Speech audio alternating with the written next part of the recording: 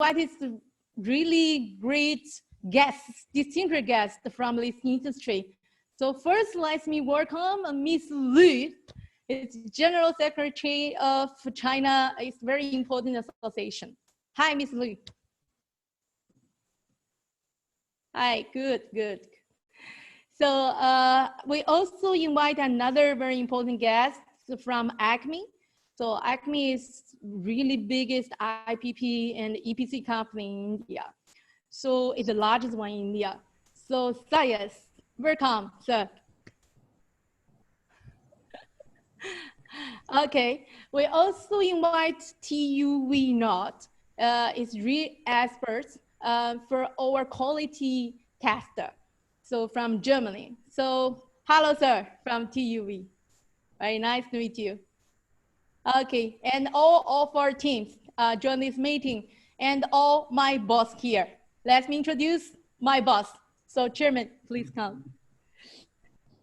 Hello. Mr. Chairman. Hello. Mr. Wang. And the sole owner of ZNSHINE. Very nice. And another, let me welcome our CEO, William Wang. So this is William Wang. There's two of our boss here. Real boss of ZNSHINE. Very nice to join this conference to us. Yeah. Really nice. Okay, thank you, boss. So today, I think at the beginning it's China. We experienced very tough period of Corona situation. And for ZNSHINE, although we are in the tough situation, but we have increased our volume of sales. So we have some experience to share with our clients globally. In very tough situation, we do a lot of mask donation to our client and to clients' clients. So this attracts a lot of attention globally. And a lot of guests see and believe ZNSHINE is a really thoughtful company. But we just want to share our kindness. We just want to share our experience, and we want all of our clients, our partners, our guests know ZNSHINE treat you as our family member. That's it, right? So now China has already go back to the normal day. We attend the meeting as normal. We visit the client in China. So we really want to share our experience and share our know-how or what we're thinking in the future after the Corona situation, and give some confidence and encourage to all of our guests here. So that's why, and the only reason why we invite distinguished guests to join this webinar. And we just want to work out what our future for the solar industry, and how could we find the way to conquer this tough situation. So that's why we just organized the webinar and have these several topics to discuss. So first, let's warmly welcome our Mr. Fang Lu. So Mr. Fang Lu is real experts for global solar industry. Many times, he attended the worldwide seminar, concourse, everything on behalf of China. So she is recognized as the most beautiful China voice of the solar industry. Okay, let me warmly welcome Mr. Lu. Mr. Lu, go ahead. Hello, everybody. It's very nice to share the, just really mentioned that the most beautiful China voice. I'm very glad to make the representative of about the China voice, especially because during the special time. And of course, we have the confidence. Next, I will share some information about the China treat and after the COVID-19, and about the, so now I can share my presentations from the screen first.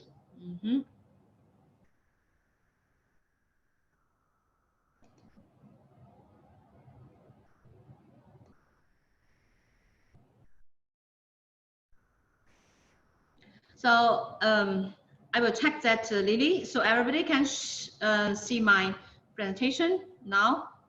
Very nice, very nice. Okay, so yeah, go ahead, Ms. Lu. Okay, so this evening I will make the introduction about the China PV trade after the COVID-19, and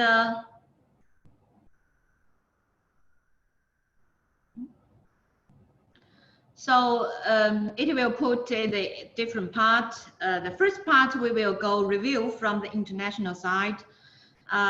Let's see, because as Lily mentioned that I'm the senior engineer in the electrical engineering Institute of Chinese Academy of Science, and worked for the China PV industry about more than 20 years. And also I'm the Task 1 China representative of the IEA PVPS. So first we can see some reviews from the international PV market outlook in the last year. And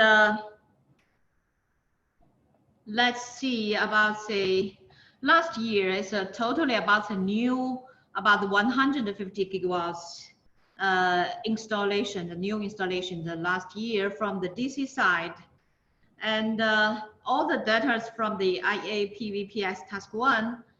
And of course, you can see the China have the #1, not only the annual installation, but also the accumulated capacity. And we can see that the totally about the worldwide is about total 627 gigawatts in the last year.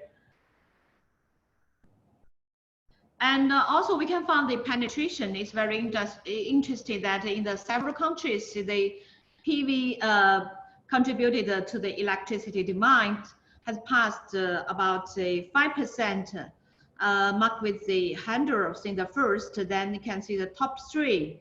And in the total, the PV contribution amounts to close about 3% of the electricity demand in the world, and close to 5% in the European Union together. And you can find China, it's almost about say 3.9% penetration already. And let's see about the China market outlook in the last year.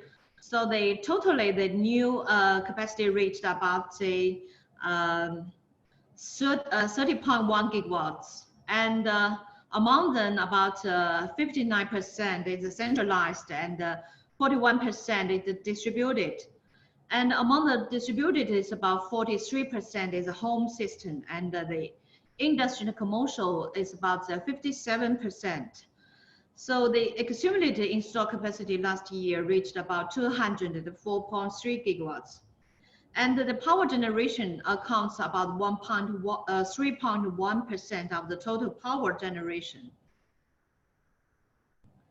So let's see the manufacturer outlook in the last year about the polysilicon and the wafer. Wafer now is last year 134.6 gigawatts, and the cell is about 108.6 gigawatts, and the module is about 98.6 gigawatts.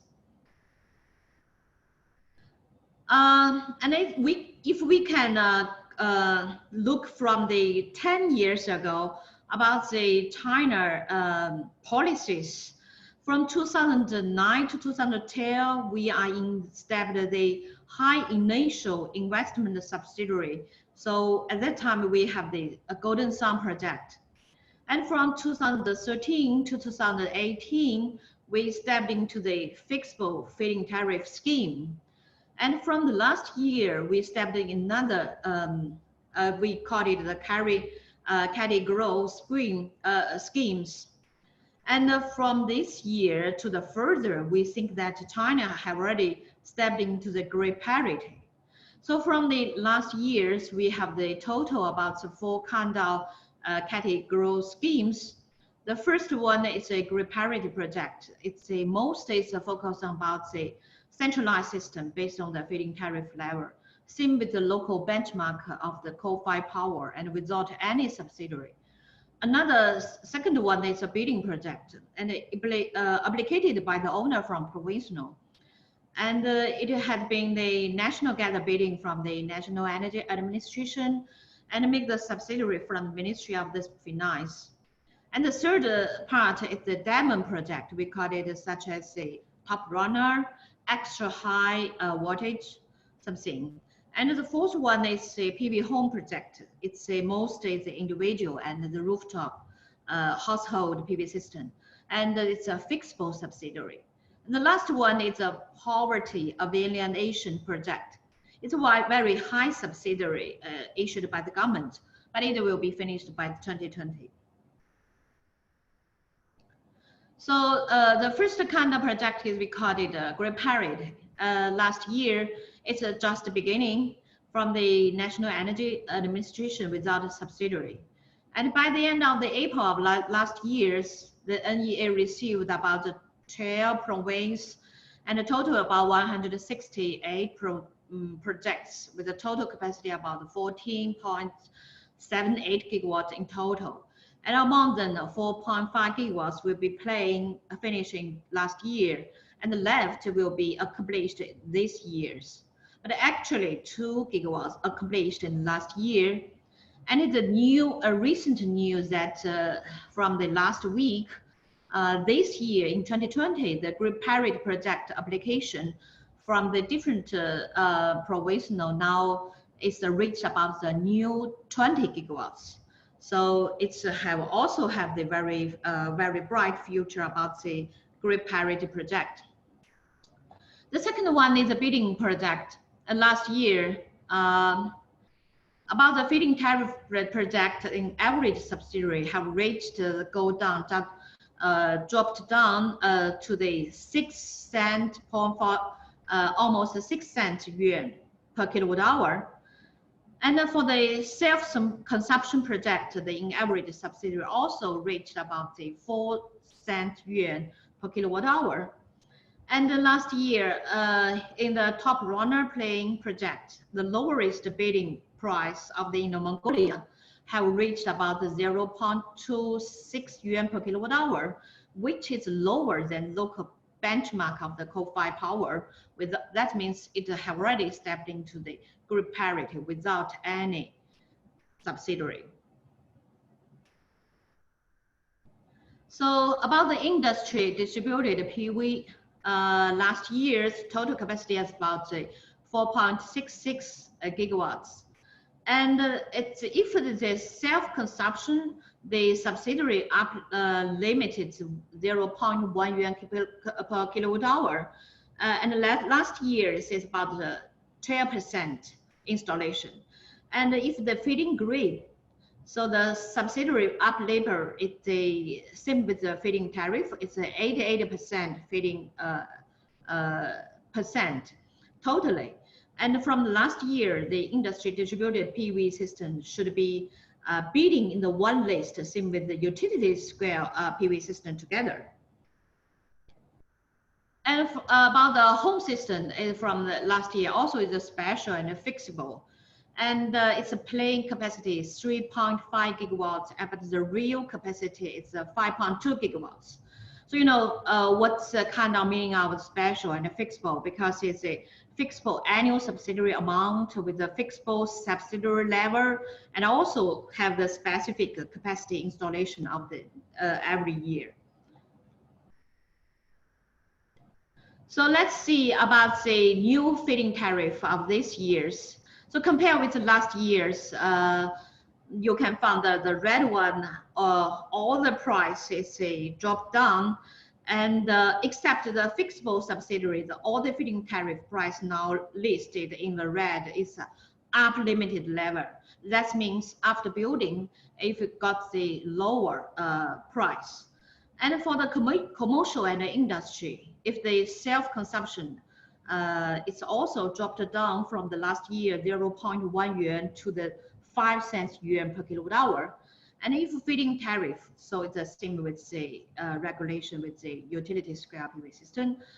And if the home systems also, it's very fixable subsidiary compared with last year's, also dropped down to the 8 cent yuan per kilowatt hour. And let's see this year's market forecasting. And this year, totally about the 15 billion yuan subsidiary provided by the government, and 5 billion yuan for the PV home system, and 10 billion yuan for the feed-in tariff and the self-consumption project. And about the PV power home system this year's, it will be completed 100%, and totally we think that 7 gigawatts. And the bidding and feed-in tariff and self-consumption project this year's totally it's about 20 gigawatts. But from the experience from the last years, we think that 35 to 50% will be completed this year. And the third one is the last year turnover to this year, some project. Totally is 31.7 gigawatts. And also it will be 50 to 80% will be accomplished by the end of this year's. The total, so this year's market, we think that it's about 30 to 42 gigawatts for the China market forecasting this year. And all the bidding project submission deadline is about June 15th of this year. When we consider about the COVID-19 impacting China, and for the manufacturer, Q1, 50% impacting, and Q2, more than 80% recovering. And about the export, Q1 less impact, but Q2 more impacted, such as top 8, more concentrated.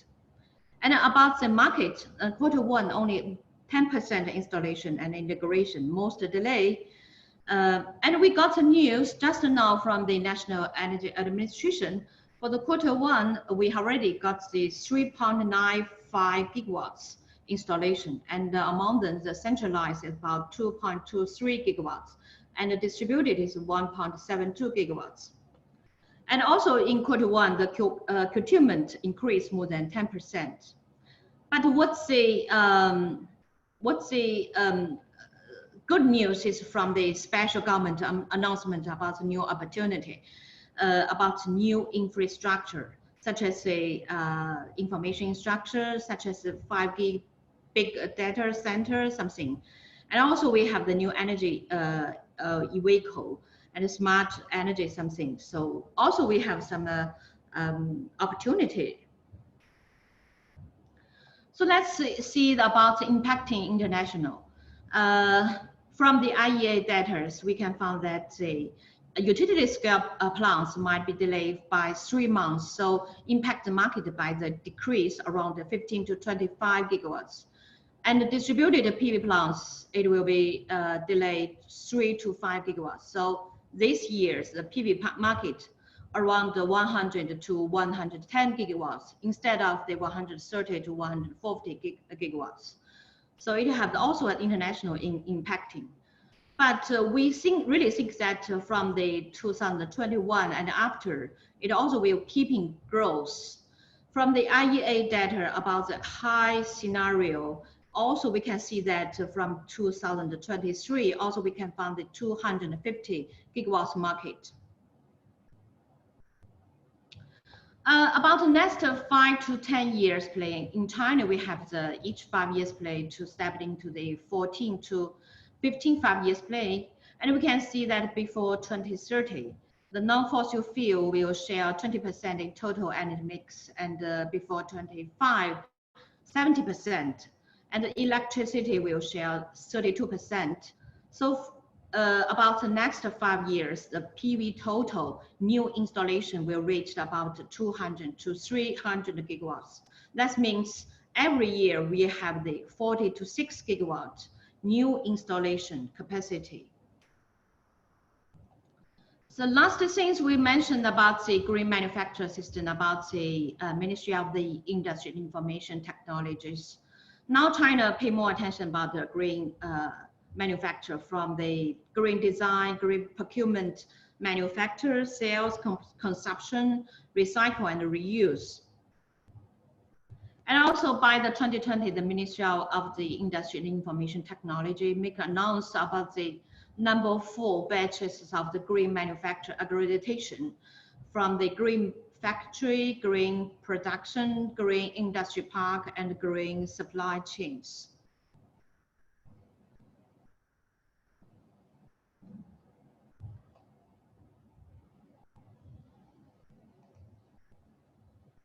Okay, so the last one is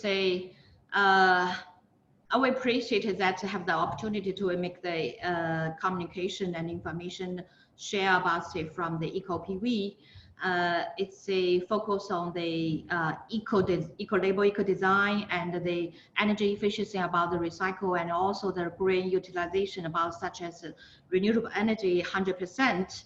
So this is my last pages. So thank you from the Lufeng, China. Thank you, Lily.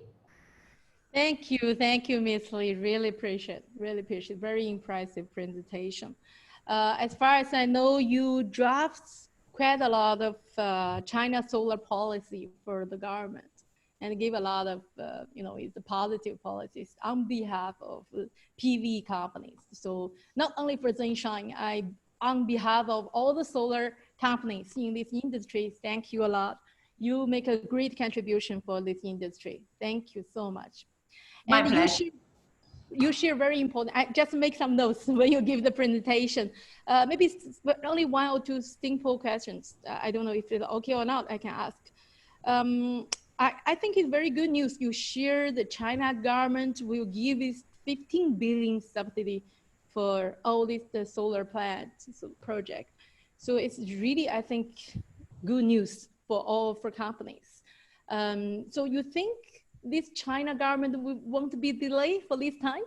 They will give the money on time? I think it's a very good question, but it's very, and it's not easy to answer, in China, always delay. But we think that the speed is more and more speed. We need to keep the confidential. So we're just waiting. Yeah. Yep. We will thank you a lot. You also give some support to us. Give more words to the China government. Give our support on this tough situation. Okay, we will do our best from the association sometimes to push the government to as quickly to provide a subsidiary to the industry and the companies to keep the healthy about the company and the industry. So we will do our best. Of course. Really nice. Eco-PV really, is give a lot of influence to the China policies. That's really appreciated. Thanks again, Ms. Liu. Thank you so much. Thank you for a really good presentation. Thank you, Lily. Thank you. Okay, next guest is from ACME. I give a little background for ACME. So ACME is one of the biggest IPP and EPC company in India and also globally. And he have around, I think probably around 3 or 6 gigawatt project in hand and around 3 gigawatt on commission, on operating now. So I think Mr. Sayed Navaki is the advisor of ACME chairman. He will give the presentation to the PV panel selection and also how to select the PV suppliers. So really welcome, Sayed sir. Thank you. Thank you, Ms. Lily. Thanks a lot for giving me this opportunity to be here, right? And thanks a lot for everyone for coming here, right? So let me start by sharing my presentation. Thank you. Okay.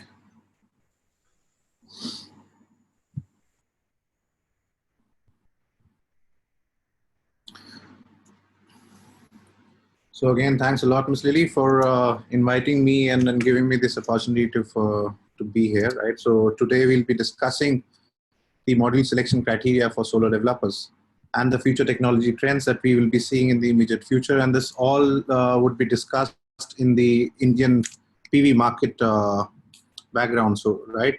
So let me start with a brief description about ACME. So ACME's journey started 14 years ago in 2004.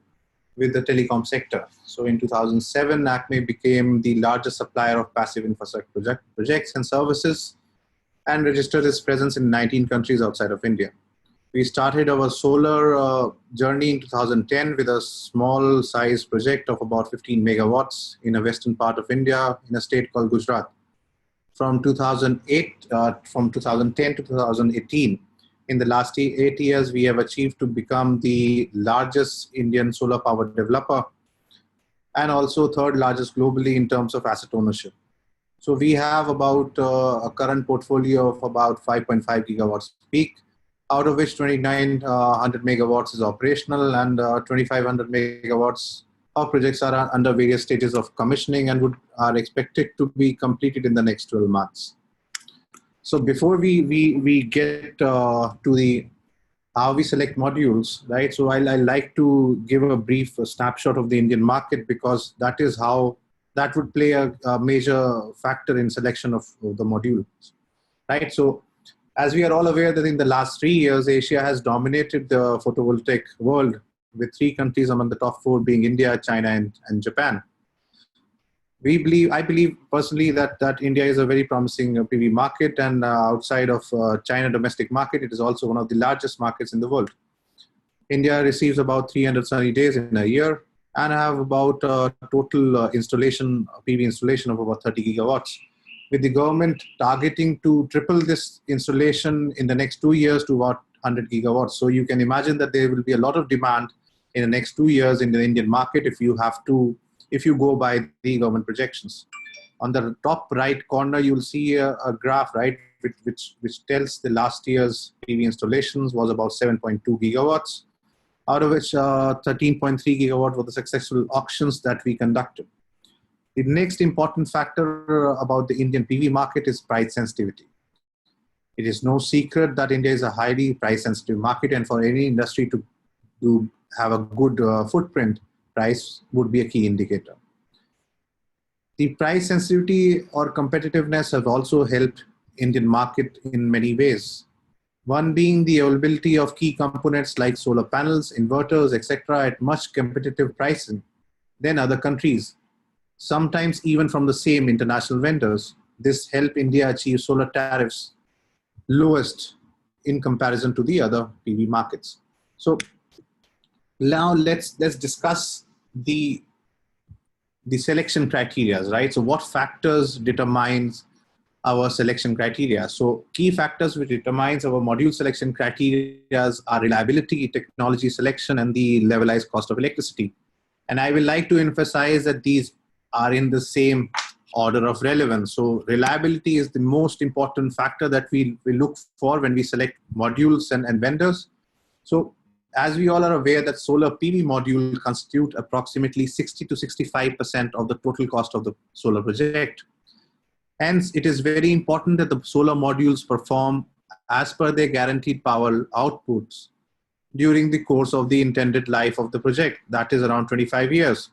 So there are 5 things which determine the reliability of the PV modules in our sense, and then these are bill of materials, plant assessment and approval, level of automation and tool set, physical control of the customer on supplier processes, and testing of modules. So we'll see a little more in detail about all these factors, right? So let's start with one, bill of materials. So normally suppliers do certification with multiple bill of materials and get each one certified as per the IEC 61215. However, even certified products may face difficulty performing in the Indian conditions, as the environmental conditions are very tough here. Extreme heat and humidity may degrade module faster if the bill of material is not suited to the Indian conditions. The supplier who agree to a requirement of a particular type of bomb to suit Indian conditions are the ones selected. So we dictate the selection of key components of the bill of material in bombs like EVA, backsheet, junction box, ribbon. And unless a supplier agrees to these requirements, the desktop review is not complete and we do not move to the next step. So the next step in module or vendor selection is the plant assessment and approval. We undertake visits of the plant which clears the desktop review and review the entire manufacturing process before formally approving it.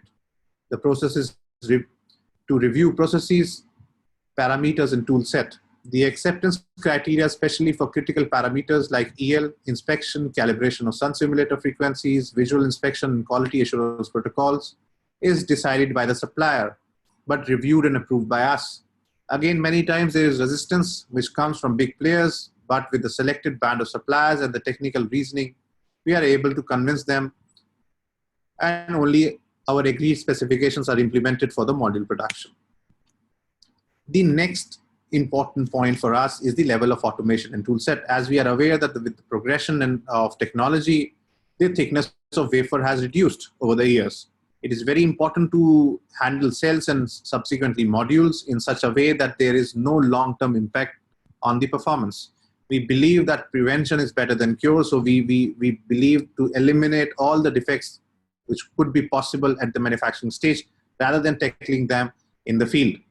We only agree to work with suppliers who have full automation on the line, and critical equipments like stringers, laminators, sun simulators are from reputed brands, as there are no manufacturing to minimize the manufacturing issues. Many suppliers have still not upgraded their lines to such a level and rely on their reputation to carry them through. However, this is a very critical requirement, and even if a tier 1 supplier does not have such a level of automation, we would not pass him. So the final 2 points regarding reliability is the physical control of customer on the manufacturing process. So we have a requirement of placing our representative at the supplier premises 24/7 during production, who inspects incoming quality material, control, process parameters, monitoring as agreed with us by the supplier earlier. So in layman language, we only buy modules which has been manufactured in front of us. We never buy modules off the shelf. Our representatives also does the final inspections before dispatch. Many suppliers do not agree to this level of monitoring, again, as they think of this monitoring as interference in their processes. However, we only work with those suppliers who agree to these conditions. The final leg of our reliability pentalet is testing of modules. In-process testing of modules during manufacturing is witnessed by our representative, and we get daily progress report, and hence we can monitor the performances of these processes. Apart from the pre-inspection test, we also conduct post-inspection testing. That is, once the modules have landed in India, we select sample from these lots and send them to third-party labs to review their performance. With these level and regimes of testing, we ensure that each and every single module in the lot has traceability. So we can, if we want to analyze a module from field after 2 years of operation, we can tell what kind of bomb was used in its manufacturing, what date was manufactured during that day, what was the critical performance of the test. So things like that can be traced for performance evaluation, and which ensures reliability and quality of such modules. So the next point which goes into the factor which goes into the selection of modules apart from reliability is the technology selections. So nowadays, project developers are spoiled for choices in terms of technology that are available, but the selection of technology for a particular project depends upon a lot of factors. For example, local factors like insolation, temperature, precipitation, ground condition, geography plays a critical role in selection of the technology for that particular project. So during technology selection, the first step what we do is compare the generation or evaluate the generation of the module during its lifetime. So the first step is to simulate the performance of the module with the help of modeling tools. Among all the software tools available, PVSys is the most common tool used for feasibility analysis. Simulation of generation as per the actual weather data and ground condition help us compare different types of module technologies and provide us with the answers of some of the questions. Like, for example, if you are comparing in a situation or a condition which has extremely high ambient temperature and high diffuse light content, then it would be interesting to compare the performance of thin film and crystalline module generation, especially to check the actual benefit what we will get of the lower thermal power coefficients and the better diffuse light response of the thin film module in comparison to the high power crystalline modules. So apart from the generation, there are other factors which also influence our technology selections. Like, for example, ground conditions like albedo. We are all aware that bifacial modules are slightly more expensive than the monofacial modules. However, bifacial gain usually increases or usually offsets the increased cost of the panels in these ideal conditions. But however, if your project location has black cotton soil or coarse soil, then the bifacial gain would be minimum. The reason is because of the poor albedo of the black cotton soil. However, if you select the location as desert location for bifacial modules, then it could be an ideal situation regarding its good albedo. So it is very important to select the technology depending upon the ground conditions. The other factors which could influence the technology selections are like, for example, O&M constraints. If your project location is an arid region where it will be difficult to source water for cleaning, then in such a condition, it would be very important to have modules with an anti-soiling coating, right? These modules with anti-soiling coating would help you reduce the soiling losses and also the frequency of cleaning. There are multiple products available in the market, like for example, ZNSHINE also have a graphite coating module, which specializes in such an environment. Other factors could be environmental factors, like for example, if you're eyeing to install your modules on top of a chemical factory, then I think it would be prudent to have glass-to-glass modules in place of glass-to-back sheets, polymer back sheets, because those would provide greater amount of endurance to such an harsh environment. Or for example, if your project is a PV floating project, then it would be important to select modules with higher ingress protection ratings to sustain such an environment. The next factor which influences our module selection is the levelized cost of electricity. It is the last but not the least important, right? So LCOE, or levelized cost of energy, is a term which describes the cost of power produced by a solar power over a period of time, typically the warranted life of the system. The greatest impact of LCOE on a solar power project is the cost of the module, because modules constitute the largest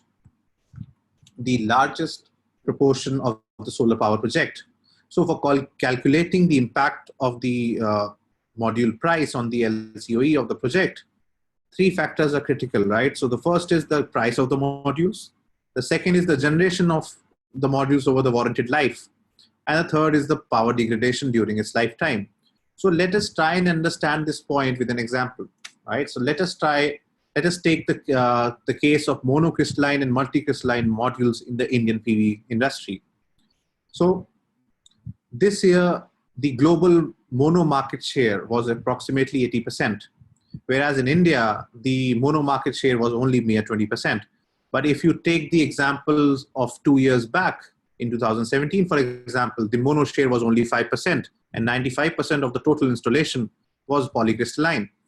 So the reason for this is not that the technology has not reached us, or in Indian market, we are not aware of the high capacity mono modules, but it is in fact very logical for us, right? So let us try and understand that why we have, the Indian market has favored multi as of now. What are the factors which contributed to it? So even though mono modules give extra generation and lead to BOS saving, India is behind in mono installation because of the following reasons, right? So the first is, as discussed, India is a price sensitive market, and monocrystalline module used to come at a premium cost and hence resulted in higher LCOE for project even with higher generations. And the second, why that was the case is because in India, the balance of system cost is only about 30 to 35% of the project cost. But if you compare it to the rest of the world, like for example, Europe, the balance of system cost is about 40 to 45%. So even an extra amount of generation of mono, right, could not offset the premium on the price that you would be paying in India because the balance of the system cost is not that huge. And the last reason is that Indian developers came up with a unique solution, right, to counter or to achieve the equal amount of generation from the multicrystalline modules as from the mono. For example, what we did is that Indian developers have turned towards overloading the DC systems to up to 50% or more. This has been made possible because of enhanced warranties by and the capacities of the new age PV inverters. So what it does is that connecting higher DCs to inverter helps transit higher energies to inverter, hence increasing the inverter output during these low irradiation conditions, leading to significant gain in the energy overall. So if you see the graph on the top right corner, the blue region is the extra amount of energy that you get in the low irradiation conditions by increasing the array power ratio to the AC capacity of the plant. So by doing this, what we have achieved is that in India, as the price of the land is not that as compared to the Europe, and the balance of system cost is lower, by installing greater number of cheaper multicrystalline modules, we have been able to achieve the same level of generation as you would have from a higher efficiency mono modules. But I believe that this trend would not continue. This year, we would see that the mono share would increase to up to about 50% in India. The reason why I believe so is because the pricing of the mono modules have been coming down. Now we do not have to pay those premiums that we were paying before. Like for example, and the reasons for this is the increased manufacturing capacities for mono modules. Hence, the competition is bringing the prices down in the mono sector. The second reason is that the recent technological advancements have all favored mono manufacturing. Like for example, the continuous CCZ process and diamond wire saw for the wafers. So what used to happen previously is that you used to get 1 ingot per quartz crucible. But now during the manufacturing, you can get up to 10 ingots from 1 quartz crucible. So that's in that sense bringing the mono wafers prices down. And hence we will see an increased amount of share of mono installation in India in the upcoming years. So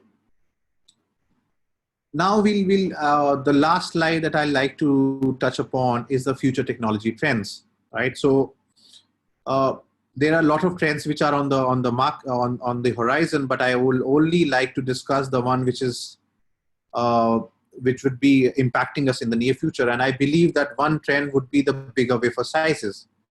To keep prices stable, module manufacturers have been increasing the power output of their modules. The widespread adoption of large half-cut cells has led to jump in wattage of modules between 2019 and 2020. So even in last 1 year, we have seen a significant jump in the module output powers. And the manufacturers are still trying to up their game and trying to get more and more power. So we see even modules with 500 watt plus modules in 72 cell configuration or 144 half cell configuration. While some manufacturers are trying to push M6, that is 166 millimeter wafers, and others are pitching for larger, even larger size wafers like M12, 210 wafers. So what we should expect in the near future?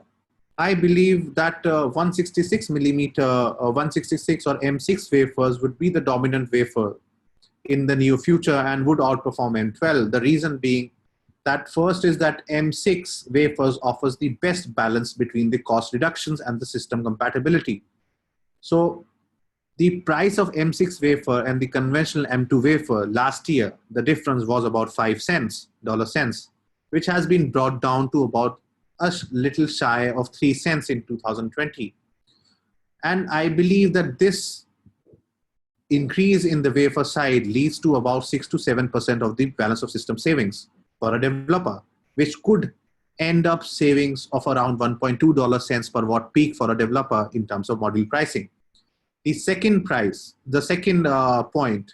is that for an M6 72 cell module, the weight of the module is about 30 kgs. And in India, the majority of the installation is manual, done with the humans, and 30 kg is right at the limit. If you go any bigger, the weight of the module will become larger and it will be difficult for us to have it installed with the humans. Then you would require machinery and hence again increased project costs. The other important point is that as the size of the wafer increases, so does the current. So the M6 wafer with the half cell configuration and bifacial configuration would have a current of about 13 amps. So this 13 amps is right at the limitation of a current string inverters. So if you go over this size, maybe you would need advancements or newer generation of inverters to come up, which would take some time. And last but not the least important factor why I believe that M6 would be dominant wafer size is that M6 wafer, most of the current, modern cell manufacturing lines installed are compatible with this size and does not require huge amount of technical and economical modifications. But if you go any bigger, then you would require huge amounts of modifications in these present generation lines, which would make it expensive and the transition more so difficult. So that's all from my presentation, right? So thanks a lot, Miss Lily. So I give back to you the. Thank you, Thais. Thank you. I have to give you a big plus. Really professional presentation. Thank you so much. I just give some questions during your presentation from our guests. So now it's 121 participants here. When you talk about the reliability testing, they give the question is, what the test for ACME will do when you evaluate the suppliers or the module, whatever, what kind of test you will do? See, Lily, the testing, there are two full requirements. One is statutory requirements, right? So for examples, you would need all the required IEC certification, that is the 61215, the fire safety test, ammonia, salt mist test, these are all statutory requirements. And nowadays, even BIS for Indian market. But the reliability testing, we go a step further. Because in my opinion, the IEC standards are a little outdated and especially not conducive to the Indian environmental conditions. So Indian environmental conditions are more harsh. So to have complete reliability, we go for extended reliability tests. Sometimes we go for a specification that is 3 times the IEC recommended guidelines, right?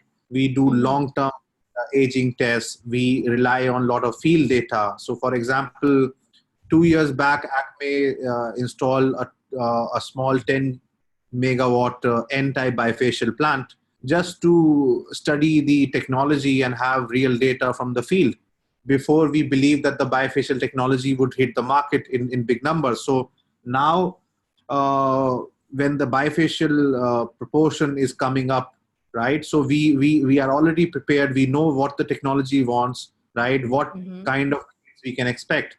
So for the developers, we believe in investing in new technologies before when they are in small amounts, right? So that we can study them and we can learn from them. And when they are coming in big numbers to the market, we all are already prepared and being ahead of in the knowledge curve. Very good. Very professional answer. After your presentation, I just got the reason why ACME give our supervision from the wafer production into our module production.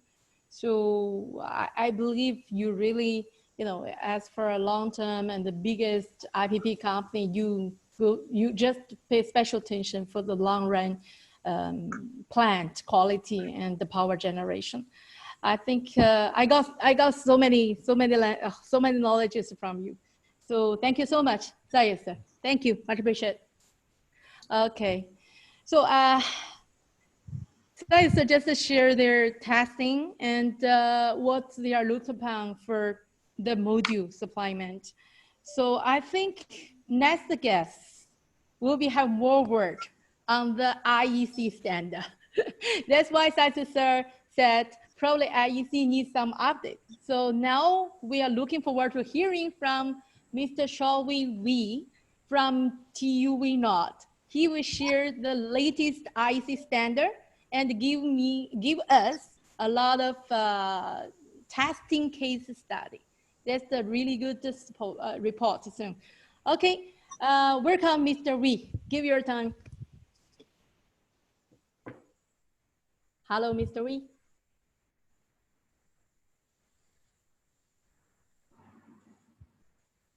Hello.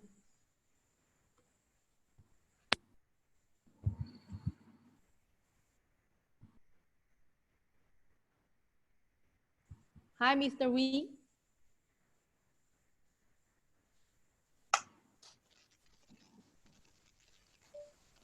By the way, I share another notice.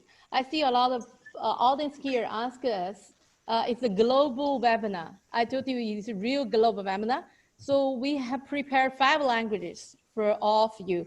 You can choose any language you want to hear. So we have interpreters during all this webinar, okay? You just press the button on the bottom, this is the interpreter. So you choose the language you want to hear, okay? So Mr. Wee, are you there?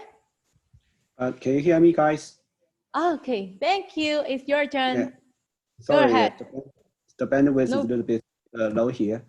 No problem, no problem. For the introduction, I might stop this video because of the bandwidth, so everybody could hear me clearly, more clearly. All right, sorry for that. Okay, so here I also would like to thank ZNSHINE for organizing this and inviting Trumnot as a keynote speaker. My name is Xiaoyi Wei, the Technical Manager of Renewable Energy Department of Trumnot. And we are a world-leading society providing testing, inspection, certification, and also more importantly, the technical experience exchange. So today I would like to share from technical point of view on quality requirement for the PV modules from the IEC standards. Okay, so now I think you can see the presentations here. So about IEC, can you see the screen here?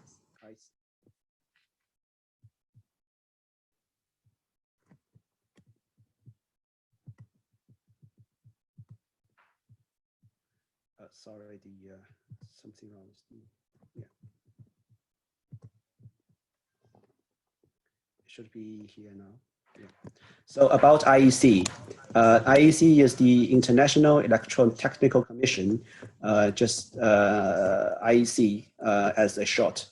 So it was founded in 1906 and responsible for the standardization in the field of electronics and also electrotechnics. So the main task of IEC is to write standard to promote technical innovations all over the world. So for IEC, the basic unit of technical commit is organized by numbers, TC1, TC2, and up to TC200 and more. So for TC82 is related to the PV industry, and the smaller unit would be the working groups, which works on different type of products. For work group 2, which is more related to us, is the work group for standardizations of the PV modules. So here we can see we have a working program, which is still under developing, and also have publications that has already been published and utilized in the world. I think that back to 1990s, the IEC is already starting to write standards for PV modules. And by that time, starting with about 10 or 20 standards, mainly focus on the quality and also safety for the PV modules. And now it is developing and to get more involved, not only to the module, but also to the components and also the lifetime evaluation or risk analysis of the actual field. Because we see that sometimes when the module can pass the basic IEC standards 61215 and 61730, the modules sometimes still cannot withstand the harsh weather like in India, we just talked about, in the actual world. So IEC is also now working on that aspect to give more references how to evaluate PV modules in a harsher environment. So up to now, I think there are almost 80 or even over 100 standards related to PV modules. So I will also introduce some recent changes in the IEC standards. The very basic standards of the PV module, as we all know, would be IEC 61215 and IEC 61730. 61215 is focused on design qualification, and 61730 is about the safety qualification, about construction aspects. And we also have some new standards like IEC TS 60904-1-2, which is about the measurement of current voltage characteristics of bifacial PV modules, which is much popular right now. And also 61853-2 is about spectral responsivity and incidence angles and operation temperatures, things like that. This is more related to the PAN file we talked about a lot. Some other standards like 62759-1 is about transportation test.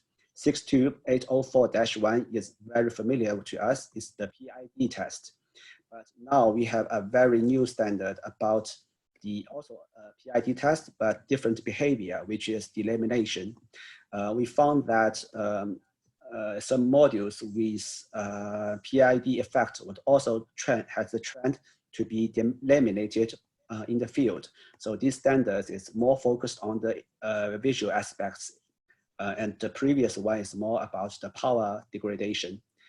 We also have the quality system for PV module manufacturing, which is based on ISO 9000, but more adapted to the PV module manufacturing plants.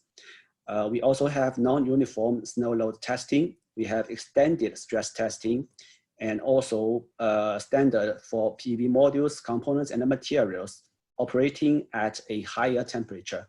And with also a new technical trend about BIPV, there's also IEC standard for that. So we can see that IEC is starting to focus on various things in the PV field. But it's a little pity that the standardization is sometimes normally a little bit slower than the involving technical things happening right now. So we see the new tech now here is happening, but the standard will always be a little bit behind. So for the standard, 61215 and 61730 is starting, the history can go back to 1993.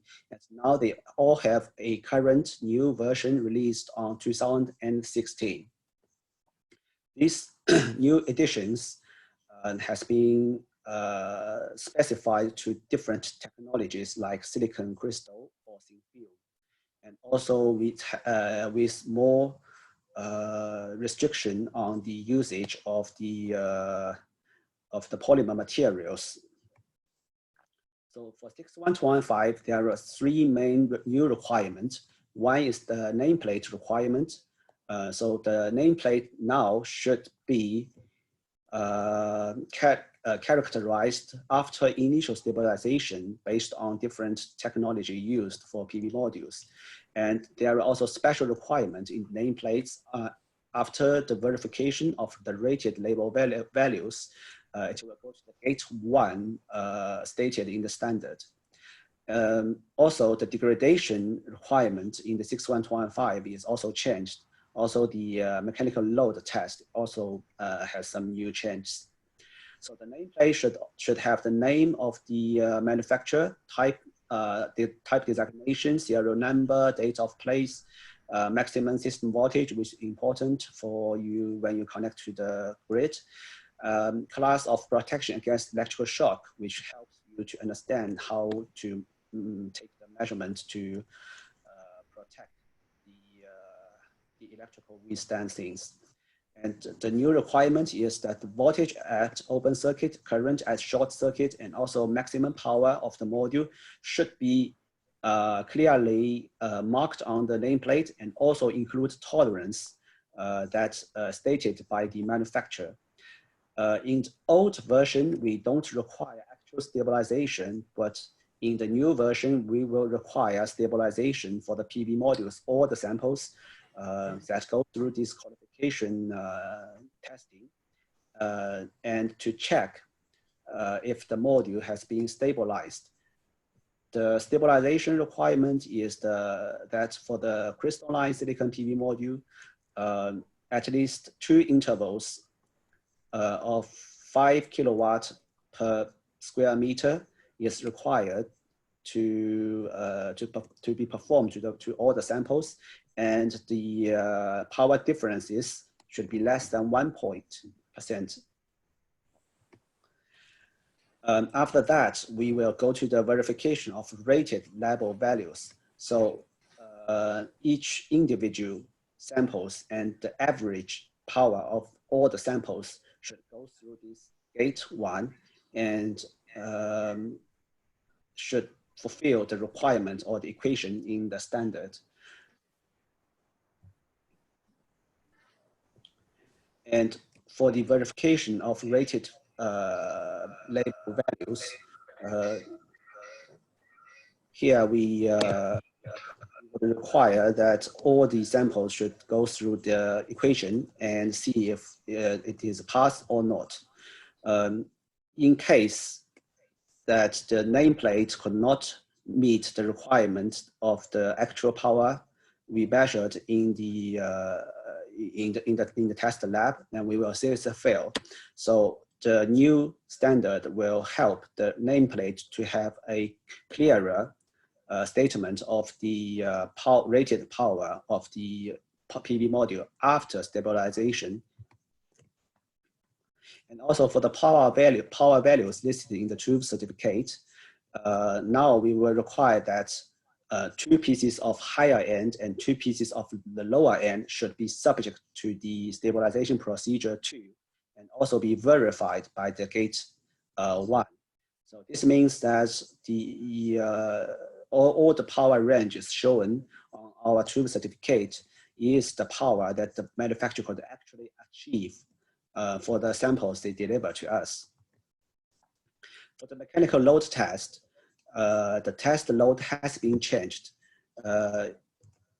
The test load used to, the mechanical load test would be performed for 3 rounds, and for every round is 1 hour on the front side and another hour on the back side with pressure. So the new requirement has a more clearer statement of the test load. It will be the safety factor multiplies the design load. The minimum design load right now is 1,600 Pascal, and the safety factor should be at least 1.5. This means that the test load would be at least 2,400 Pascals that has been applied to the PV module. So 61730 is about the safety requirement of the PV module, mainly to protect people or the PV module from electrical hazard or the fire hazard and things like that, mechanical hazards. So one change of the standard is that we need to know what pollution degree is about the PV module. So by default, the PV module is considered pollution degree 2. So the minimum creepage distance, this means the internal live part which contain the electricity and the outer accessible surfaces should have at least in this presentation should be 6.4 millimeters if the pollution degree is 1, and depending on the material group, it would go up to 20 millimeters if the pollution degree is 2. So when we check the PV modules, the age of solar cells or the age of soldering strips should at least has this space between these live parts and the outer surface of the PV module. The new standard also adds 2 new sequences to evaluate the PV module's ability to resist weathering and restrain the this minimum creepage distance after certain stress like damp heat, UV preconditioning, humidity freeze test, or other tests like cold conditioning or heat conditioning. So we also want to share some test data and failure things we see during our tests. So from 2017 to 2019, we see the trend that all the samples that the clients or our manufacturers send to us has going up very fast. In 2017, the highest module we have would be 366.9 watt, but now on 2019, the highest module we measured is 403.9 watt. This is the power after the stabilization. And for the poly modules, we see that the highest power right now after stabilization is 347.1. These are all for 72 cells modules. And for the power degradation, after damp heat, we see that from year to year, this degradation has some trend to get lower for damp, but after we combine damp heat and the mechanical load test, data is a little bit higher than it used to be. We guess it has something to do with the reducing of the thickness of the glass, and also change of the installation method like frame or using clamps. For thermal cycle, it's also decreasing, but for UV preconditioning, degradation is a little bit higher than it used to be in 2000. So for the failure cases, let's see. So we saw some delamination after humidity freeze. We saw bubbles after hotspot because of the temperature is too high. We saw that after B1 sequence test, which is designed for testing of the PV module to withstand the weathering and keep the pre-pitch distance. So we saw glass broke, and we also saw some loss of power of half of the module here. We see melting after thermal cycling. We see delamination after thermal cycling. We also see that the modules cannot meet the gate 1, or also the mechanical load test fails.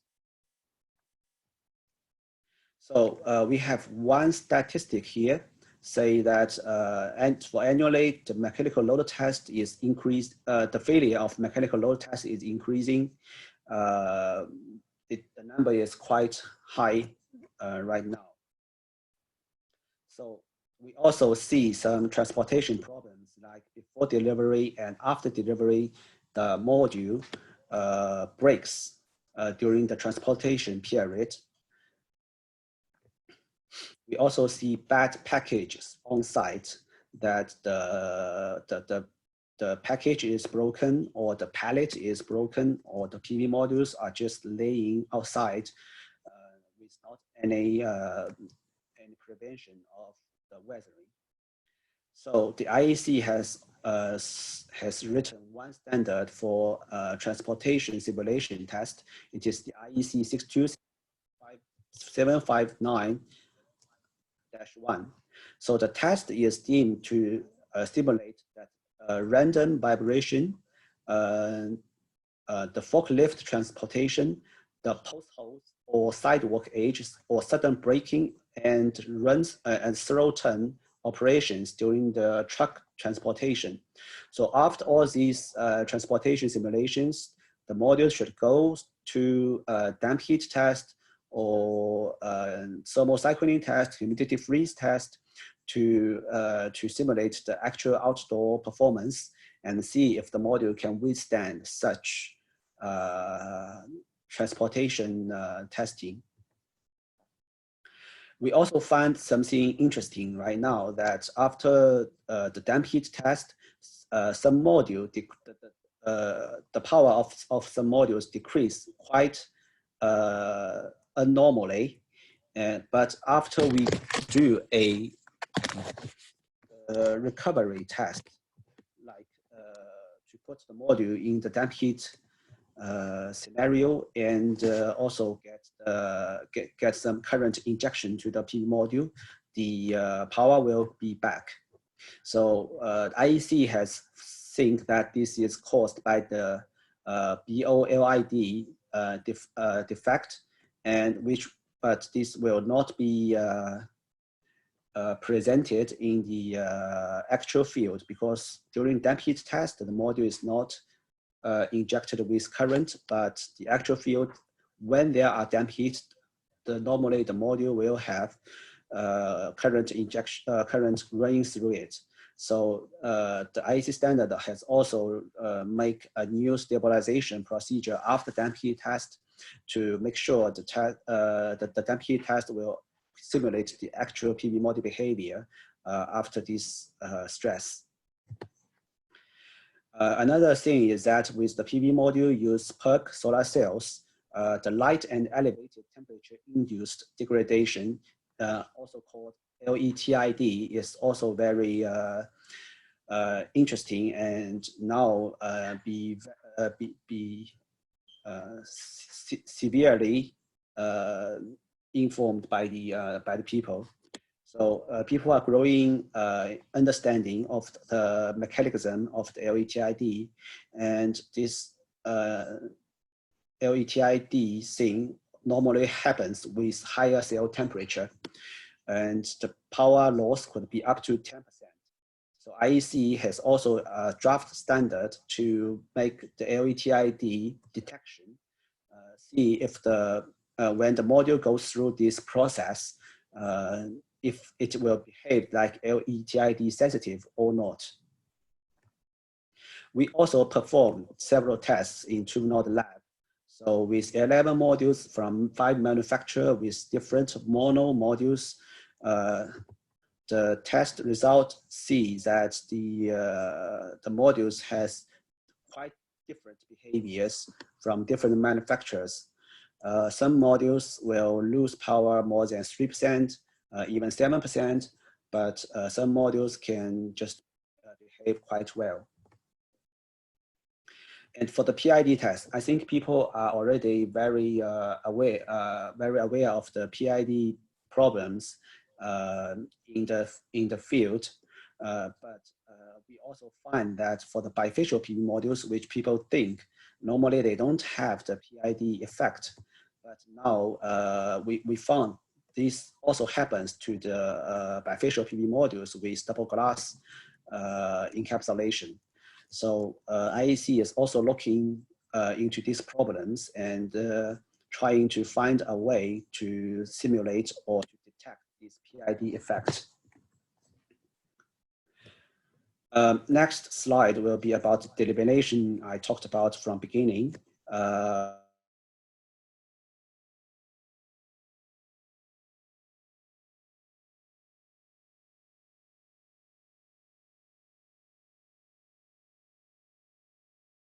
Hello, Mr. Wei.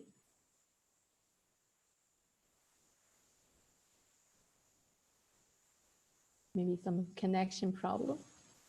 Mr. Wei, are there?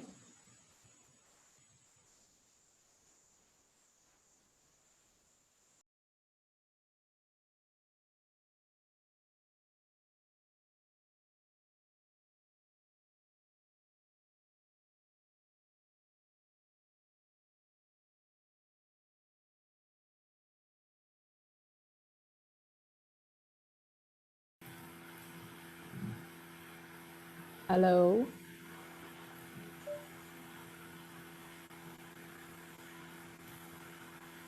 Hello, Mr. Wei.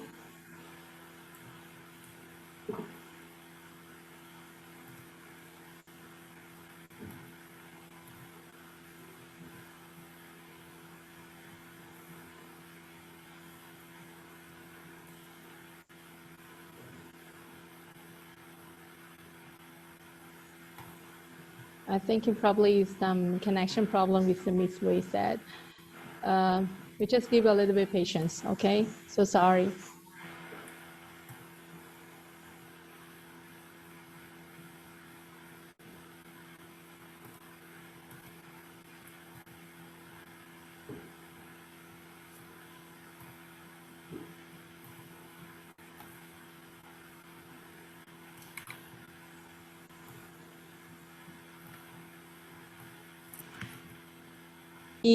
connection probably have some problem. Thank you, Mr. Wei, to share very important IEC new standard and very good case study for us.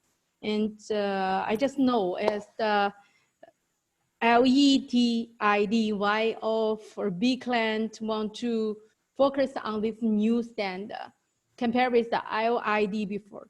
So more and more client pay special attention for the temperature induced degradation. So that's really very important information to us. Because the time is limited, so I leave all the questions here for Mr. Wei. Thank you so much, Mr. Wei, to share very important information. And to save a little bit of time, probably you can answer the question when time is available for you. Okay, so let's go for the next topic. So Mr. Wei just mentioned some case study for the package issue. We also found some problems before because some clients ask us to do the package with the handmade package. So we found some problem when we put the panel inside the box by hand and their frame, their glass may be easily broken with some problem. But normally we will use the automatically package. That's a saver time and make his package perfect. So I think that's all the suppliers need to do some improvement for their package, prevent the problem happen during the transportation. So it's really bad, whatever is for the samples or for the main panels to the project side, this bad packaging issue and make the panel broken is what a pity there, right? And very bad image for our company. So let's move to the next topic. Let's hear what ZNSHINE roadmap and what are highlights of ZNSHINE technology. Let's warmly welcome Eric Zhang. Hi, Eric. Hi, it's your turn. Not open my camera, okay? Okay, good. Okay. Okay, hello everyone. This is Eric from ZNSHINE. I'm glad to have this opportunity to share our report to you. Today, my topic is technology advantages of ZNSHINE's module. Firstly, I will give you a brief introduction of our featured products, graphene coating, and lightweight subglass module. Eric, sorry to interrupt. Could you share your presentation? Share a screen? I'm sorry. It's okay, don't worry. Take it easy.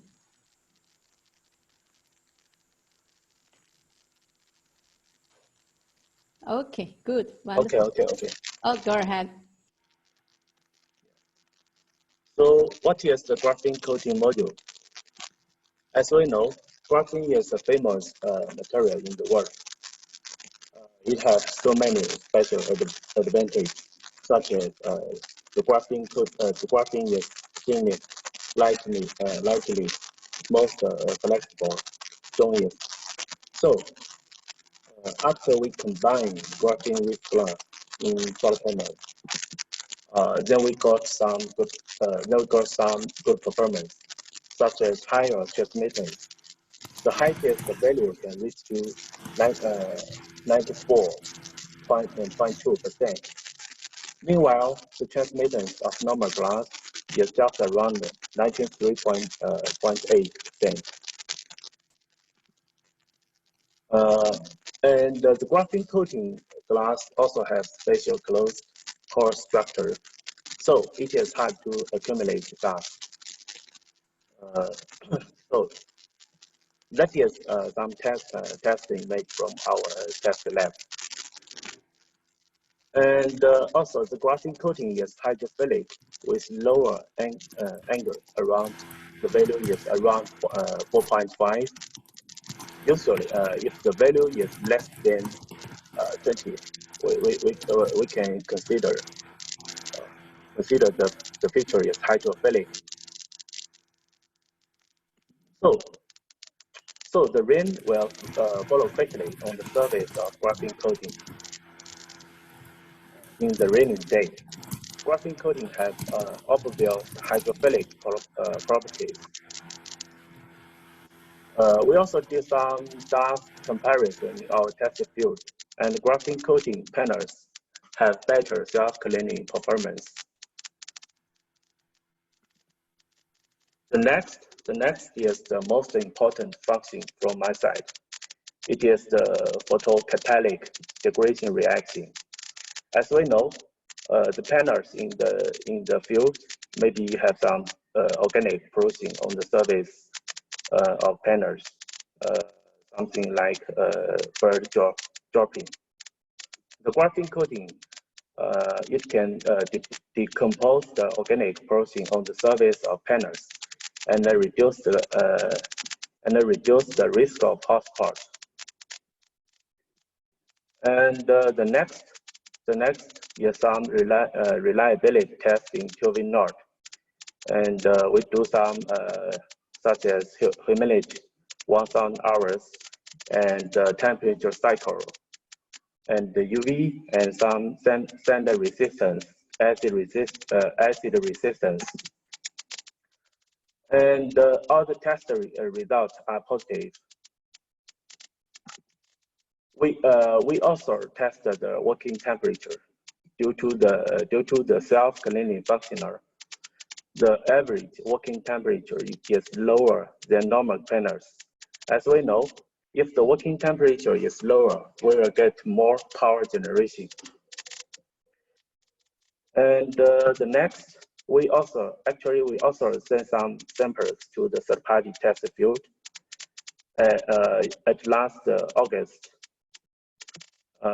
This test, we want to evaluate the power generation between the graphene coating and the normal coating glass. And this test will be finished at the end of this July. The middle result showed that the graphene coating have around 5.64% more yield. And the next is a brief summary of our graphene coating module. We have better transmittance. The value is 94.2%, and graphene coating is not easy to accumulate dust. And we also have the lower working temperature, and the operation and the maintenance will be easily. So average, generally, we will get 2% higher power generation. Okay, the next part is the introduction of our lightweight double glass module. Actually, double glass module is a very common product in the market. The special point is that our ZNSHINE is the top 3 shipment of double glass module. We offer so many double glass panels to India, Ukraine, and South America. The reason of we choose double glass module to be our main product is that due to the back glass design, because the water, acid, and ammonia gas cannot penetrate into the back glass. So we think the double glass module have better reliability. And the organic backsheet also cannot bear the UV, dust, and the sand. We finished so many reliability tests, such as 3 times PID, dynamic mechanic test, load test, and we also did a 3 times IEC test. And double glass have better test results in every test items. And finally, we also passed the top 1.5 test. Meanwhile, thin glass cannot pass this kind of test. Next page shows the ER image from the TV site, and the module is normally the module is normally thin glass module. because the backstage is soft. So when the operator transfer or install the modules, the cells will be broken easily. But our double glass module is okay. Because the double glass have the special sandwich structure, we also evaluate the performance. We also have evaluated the performance of anti-crack in our lab. And the year is also is okay after changing.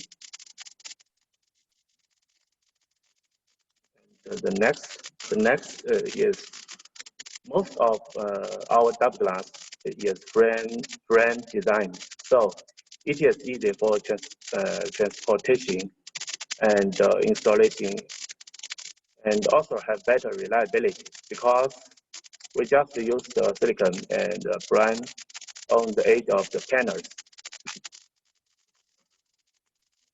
Here is a brief summary of performance comparison between thin glass and our ZNSHINE double glass. We can notice that our double glass have lower yearly degradation, and we have better PID performance and longer warranty. And also because we use the frame on the double glass, so the BOS cost also is lower.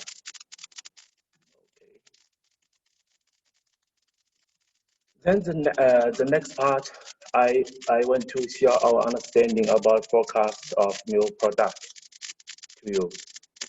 Firstly, we can talk about the mainstream of the new technology. So far, we think all the new technology is based on three key points, such as the new cells, new module type, and the big size cells or module, such as MBB, single technology, and half-cut, HJT, top-cut, big size wafer, and the highest power in this year is 500 watts. And we estimate maybe the highest power can reach to 600 in 2022. Actually, in recent 2 years, we can find that there were 6 revolutions of wafer. We have so many kinds of size. Even when we thought the 160 millimeter is the final size of cells, but at the end of 2019, the highest power just changed to 500 watts based on 210 millimeter cells. So last year, all the technical guys need to work so hard to learn more knowledge. And I thought all the guys, including salesmen, even our customers, are very confused because they just don't know how to choose their product. So our internal team discussed and studied a lot about what is the best option of high power. And we thought maybe 180 millimeter is the best option after our evaluate. Next, this page, I want to show the reason of choosing 180 millimeter size. As you know, the height of a standard container is around 2.69 meters. So usually we need to keep the width of module is below 1.2 meters. So so you can notice that the most popular design of 210 millimeter modules, they just can use 5 series. But from the side of design, we think even series is better, because if we use 5 series, we just need more busbar and other materials. Even if you choose double glass, the hole on the back glass will be very strange, because the position of busbar will not be in the middle. Another thing, we need to control the value of VOC and IEC So for the 210 millimeter cells, we need to cut the cell to 3 parts. It can reduce the IEC, but cutting to 3 parts will lead to new risks for problems such as cracking risk in the production line, risk in mechanic load test. Another risk is hotspot, because totally we just also have 3 diodes. Then 1 diode will cover more cells, so the risk of hotspot will be high. And another key point, we also need to control the weight of modules. We think the value must be less than 35 kilograms. Then two men can handle the module easily when they want to install it. And the most important material is the glass. It also has some limits of the size. We just discussed with so many supply of glass. Maybe the longest the big size of the longest of the glass will be 2,300 millimeter, and the wide the mass will be 1250 millimeter. So finally, after our evaluation, we thought 180 millimeter is the best size. We can use 6 series and half-cut technology. And also, the 520 watt is easily based on 144 half-cut. And this page is just the details of our design. We also will use 10 dB design, and all the module equations were bigger than 20%.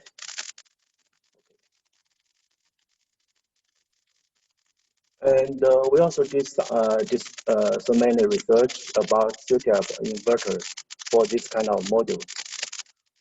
Here is some recommendation about the newest inventor. Because the max PV input current per MPPT is very important. It seems like string inverter is the key point. Then we did some simulation. Then we also did some simulation to find the max number of this kind of panels per string. And the result also is very good. We will get more power per string. All the news sounds very good, but unfortunately, finally we decide to hold the promotion of 180 millimeter product, because we thought that it also has so many key points need to be considered. We concern the reliability of this size cells, especially based on the wafer with small thickness. Small thickness will be the mainstream in future. And another side, all the factory for wafer cells and module need to update their production line, even in inspection machine and our final customer. If they choose this kind of module, they may need to find the newest BOS parts, new inverter, and new checking system. So I think the supply of the materials, the production line maybe is very difficult if we decide to promote this kind of module in this time. Okay. And I heard a joke that is some airline company never earned money. Do you know the reason? Because when they earn some money in this year, they must spend more money to buy the newest or biggest airplane in next year. Okay, that is a joke, but the real truth is that the company who offer machine and certificate maybe will earn more money during this process. Another truth is that the final customer will bear all the costs in this time. Our Chinese called 羊毛出在羊身上. So we decide to climb down. We need to find the most suitable product with good price and reliability for our customer. So we think the most important is that we need to focus on the final real demand. If your customer says, I'm very hungry and the energy of the food is not enough, we cannot choose to offer a bigger graph just like the picture. To catch the higher power, because this kind of big brand has so many problems. You may need to special machine to produce it. And you must need the special package, transport. And even our clients also need a knife to cut the bigger one. So why we cannot offer handled HD? You know the beef is food with lower duration. This also can meet the demand of our final plan, I think. So the last part is our final decision about new product, which we will offer to our customer in the next 1 or 2 years. I think Said also mentioned in his PowerPoint. We think customer decision will be based on 2 main factors. The first is product reliability. Reliability is the most important thing. And the second is LCOE. So promoting the power of module is one solution for reduced LCOE. But we also can find another way. We can promote the performance or reliability of the module. So this is our final decision about the final decision is we will choose the most popular size, 166 millimeter. So we don't need to update so many machines in our production line. The supply chain also is easy. And our customer also do not need to buy the special POS parts with higher price. And besides, we will add internal factor, talking value. The product will be no LID and lower yearly depreciation. And we also will pass the external factor using graphene coating glass. And good shelf cleaning will promote the power generation. So the next is the new linear warranty of this kind of new product. And we can notice like the depreciation of first year just is 1%, and the yearly depreciation is 0.4%. Step 2 is our lightweight double glass. Our lightweight double glass can combine with bifacial, so we can gain more power from the backside. And we also think maybe in next year or future, we also can use HJT cells to reach higher power. And from outside, we think double glass will be better than transparent package due to the 5 advantage in this page. Because the double glass is absolutely anti-UV aging. and also have good performance about the anti-crack. And the top glass also have lower degradation. Top glass also is more strong. And the back of the glass also is user cleaning because the glass also is hydrophilia by contrast of the organic batteries. Okay, it seems time is up, and that's all. If you have any questions, we can discuss later. Okay.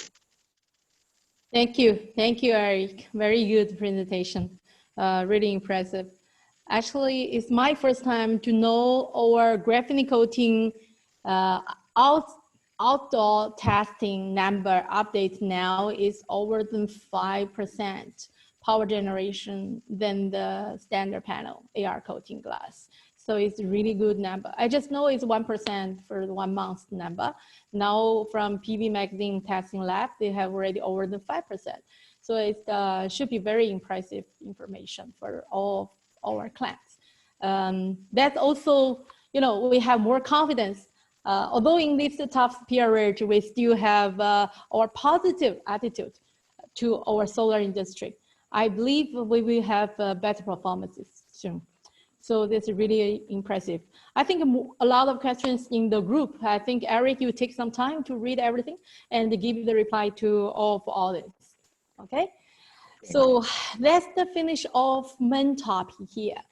So Mr. Liu told me, Lily, it's your ZNSHINE night. I think most of our clients had already know ZNSHINE, but some of them may be the first time to attend our webinar. So I will take maximum, I think 5 to 8 minutes to give some background of ZNSHINE Solar. What is ZNSHINE Solar and what's our differential? I will give the presentation. Let's share my screen. Just 1 minute. Sorry. Where is it?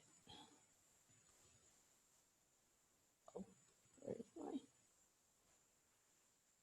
Let's share my screen.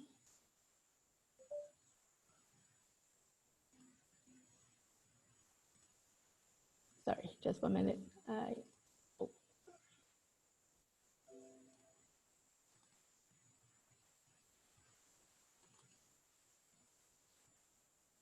So ZNSHINE, to be honestly, we are not top 1, top 2, top 3. But we are the longest history in solar industry for all of our manufacturing experience. So let's share. I will take a little bit more time. I don't know why. Okay, done. You can see my presentation. Okay. Let's go for ZNSHINE. There is 4 parts for my presentation about ZNSHINE. So first, who we are. Second, why ZNSHINE, our reference, and some branding, okay? So who we are. ZNSHINE is a tier 1 manufacturer, okay? We are now for March numbers for all the shipping data from customers. ZNSHINE had already go into 11. Already 8. Sorry, before we are 11, now it's 8. So top 8 solar company all over the world. We have over than 30 years manufacturing experience. So we are focused on manufacturing. We try to give this cost efficiency panels to all of our clients over the world. And the capacity right now is by the end of this year, we will reach 5 gigawatts. Our headquarters based in Changzhou.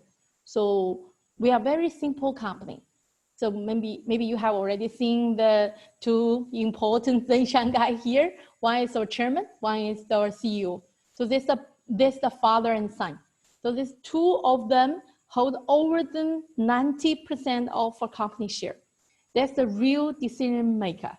Although ZNSHINE is a public company, we succeed IPO in China NEEQ since 2016, but only very limited shares to the stock exchange market. So the final decision maker is still here. So we can do quite efficiency decision very quickly. And we are top performer in DNVGL in 2018, 2019, even 2020 this year. So as we all know, DNVGL is 3 times harder testing compared with IEC.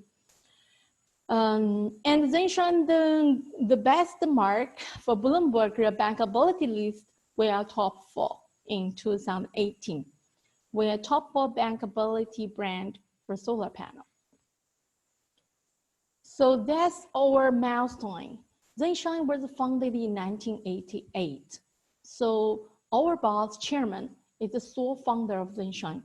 And they are the same time of Huawei boss. They all founded their company in Guangzhou. So we started our manufacturing by lighting. And then we transferred for solar panel. But from our birth until now, most of our market in different countries. We start our lighting business since European market. And we start our solar business also from European market. And also spare it to so many countries. Now we have more than 30 countries stats, including our sub companies and our salesmen, our agent, all the world. And our global sales team also from so many countries, more than 30 countries. So we are in the tier 1 since 2013.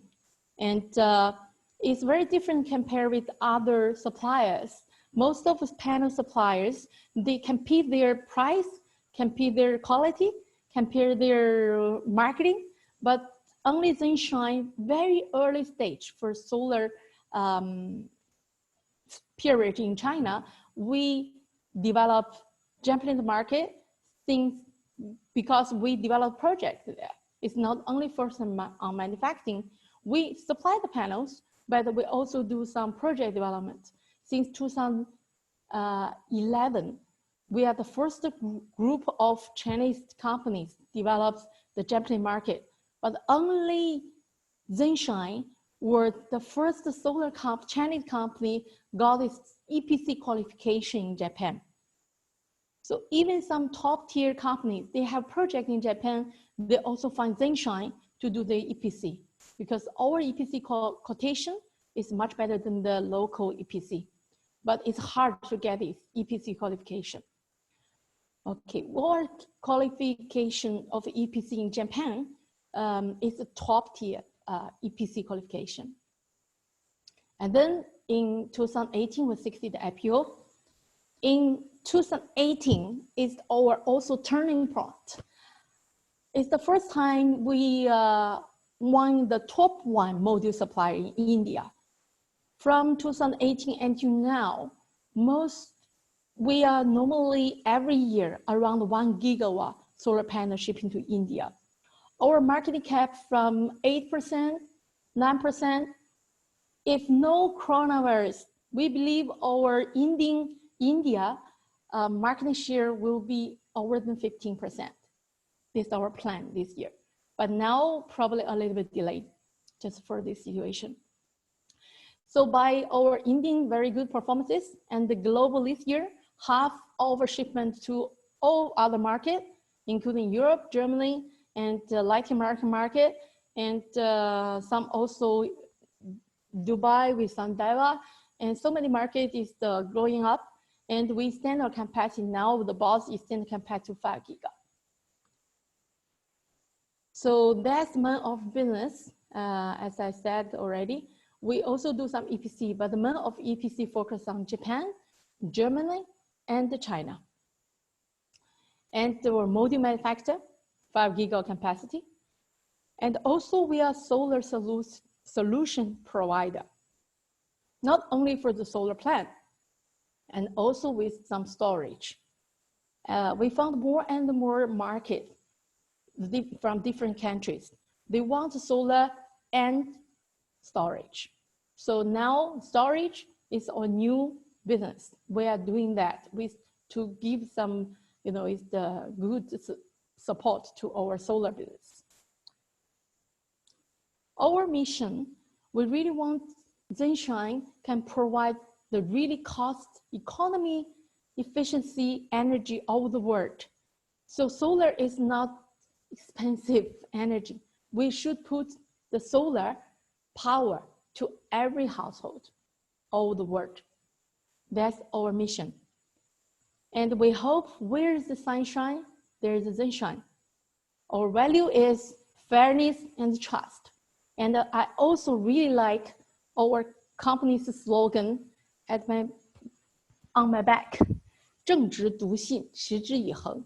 I think that is really a good distribution of our company. Our chairman really want to do the right things and to do fairness business and trustful to our partners, sustainable business. Chairman always tells us, Lily, don't tell our client, ZNSHINE will be top 1, top 2. This is not our dream.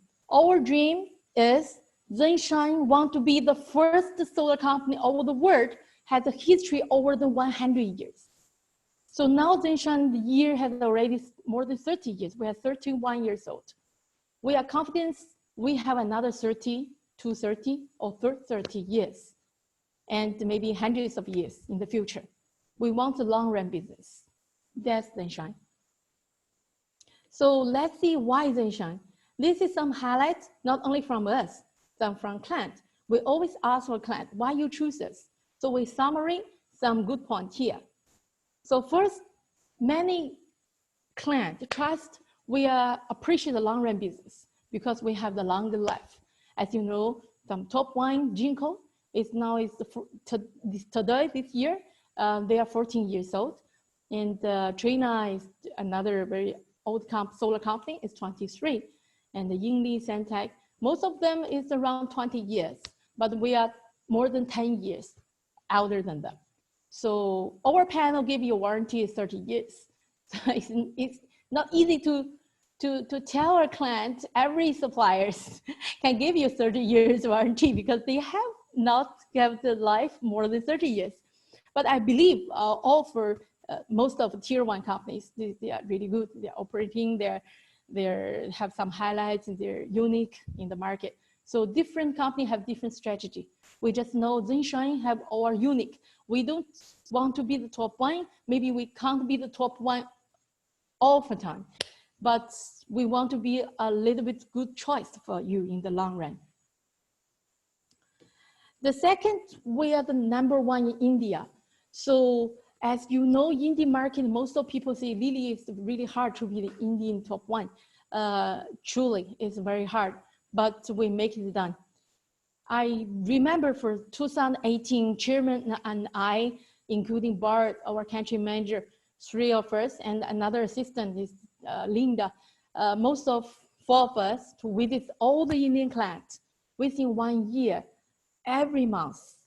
1 month India, 1 month back to China. 1 month India, 1 month back to China. It's a hard and tough time, but we make some result. So many people say, Lily, tell me, how many salesmen for you in India? How can you be top 1? I really make some jokes to him. I see only 2.5 salesmen there because the salesman only Bart and I, and the chairman only half because he is so busy. Maybe you can't trust it, but we make it done. That's ZNSHINE. We see the limited people, but we make our result. Including Tata, Adani, Renew Power, ACME is also a really very important client. So all of the top tier EPC and IPP company is our client, including SB Energy, SoftBank. And I said, ZNSHINE is the #1, the first Chinese solar company got the EPC qualification in Japan. In Japan, we still have more than 100 people there. We including the project development and O&M, EPC team, and module sales. So we have a big team in Japan. That you see is our qualification. So ZNSHINE is very special, especially for the tough situation. As you know, in 2012 and 2013, it's really, really difficult time for solar company over the world. Anti-dumping happening in Europe, anti-dumping happening in the US. But ZNSHINE still grow up, or you can see the chart here. We're still increasing our sales volume, and we give a lot of tests to the local government. So ZNSHINE is unique in every time tough situation, we have the better performances. Even now, you know, for the first day, we got a notice, Wuhan in China will be closed, shut down. From this point until we start our reception or production, during around 1 month, more than 1 month, we signed 404 megawatt order. So I'm really proud of our team. When tough situation, we work much, much more harder than before. So that's, I think we, even now, for March, we are sales volume increasing compared with the last year, 2019. 2020, we sales volume in March, we increased 48%. In April, our sales volume increasing more than 300%. So it's really, really difficult, really impressive performances for our team. For the technical unique products, I want to share again. I think Eric had already said graphene coating is a really good, unique technology we have. We commit to our client 2% power generation more than standard panel, but our testing data is over than 5%. So you can see your LCOE, how much better LCOE you can get. And double glass is really good, is no macro crack or very less macro crack. I won't repeat again. Eric had already shared. Yeah, that's our tier 1 ranking. In 2017, you see we are top 15. So 2018, we are already top 10. Now we are top 8 already. Hopefully in 2020, we'll be top 5. That's our plan. But we are not dreaming to be the top 1. They have much more pressures. So for DB ranking, ZNSHINE for the financial strength, we are ranked 5A. It's a really good financial stable company. For the third-party bankability, third-party testing, top performer from DNVGL, IFC also give a list our ZNSHINE panel in their companies for the module supply. And we also offer the third-party Munich Re insurance warranty. And the SCUR also gives a very positive factory audit report, also for PIAbility. That's only the top tier banks give ZNSHINE panel financial support based on their project capacity. So R&D team, we have over than 100 technology patents, and we are the unique, and we hold this patent for the graphene coating. That's our unique. Roadmap, I think I won't share again. We have fully automation production line. Really welcome you visit our factories. Most of the clients really happy to see our facilities because some machines were designed by our German and our local on-site engineer. So we save a lot of money compared with some European machines, but we give it better performances and very, very low cost for maintenance. So it's really impressive facilities. That's all the certificates we have. A lot of people see, Lily, how did you compete with the top tier solar companies of the world? I will see by our service. So we are the top tier company, to be honest, and we're a public company, but we are more flat structures of management. So any big contract, we give our commitment with the reviewing process within 12 hours, quotation 12 hours, after sales service within 24 hours, and the response, any questions response within 24 hours. If all of our guests here, if you find ZNSHINE delay our service, just let headquarters know. Our salesmen or our people will get this very serious punishment. because that's our rule for ZNSHINE team. So we have more than 30 stands to give you on-site service. So let's see our reference. So top market we do in India. To see this chart is from 2018. ZNSHINE is the top 1 module supplier. This data from our Chinese customers. So you can see the second one, the GA and the G resin, we are 200, around 200 gap compared with the second one. So Tata is the client, is our client for the 300 will buy from ZNSHINE, and the Renew Power is a good client, ACME is a client. And for Dubai, we signed with Deva. Deva is also a very important client to us. They have 15,000 value using ZNSHINE panel, including our double glass panel on the roof of Dubai rooftop. So it's a very important project in the rooftop project in Dubai. Let's see Australia. So Australia, we signed with the one-stop warehouse. They are the top 1 distributor and EPC solar system integrated company. So we are main module supplier for them. And also AEC, is also a very good client. Let's go for Japan. So Japan, we develop project. You can see here, the project we developed, we purchased, ZNSHINE purchased the land. We invest 0.4 billion RMB to Japan to purchase the land, to apply all the permits of the project, and we do EPC, and we also do O&M, everything from ZNSHINE. So if you work with the Huawei, you will see this chart. So this picture also showed in the Huawei purchase, because the first inverter Huawei sold to Japan is to this project. Okay, this is the phase 1 Hamanda project in Japan. And this is a Hamanda 2, it's a phase 2 project. So Hamanda 1, only ZNSHINE panel got qualification, GET certificate for Japan. So only ZNSHINE panel using the project, all other equipment, including inverter, cable, mounting system from Japan. But here for phase 2, we lead some Chinese important suppliers for BOS into Japanese market, including Huawei inverter. So for phase 2, Hamanda, the same location, we save EPC cost 25%, but we increase the power generation compared with the same time of phase 1, increasing rate around 15%. So this project attracts a lot of attention in Japanese market. 90% equipment from the Chinese suppliers, but we save 25% cost. Power generation more than that.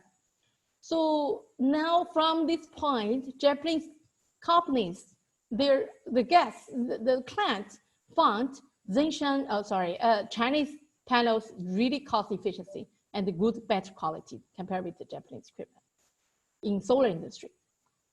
So that's really impressive performances. And Brazil, we closed 300 megawatt with the Mato Grosso. We do the project development. We give it the power generation to their mining machine. So a lot of mining companies in the remote area, the grid condition is not very good. Sometimes, the grid will shut down, sometimes it goes on. So the equipment is easily broken. So we plan to set up this solar plant to give the power to their equipment, and including some storage there. So we signed this with the president of Mato Grosso, with William, our CEO in Brazil. This is some project in Europe. This is from the, Britain. It's a rural family. Although this project is really, really small, only 12 kilowatt. But after this project, we give very good, the UK government to give you a lot of advertisement. They attract the client, the big EPC, to sign the contract over the 100 megawatts. We also have a very good client in Denmark, in Ukraine. So this year we increased, I think around 8 to 9% of the market cap in Ukraine for our solar shipment.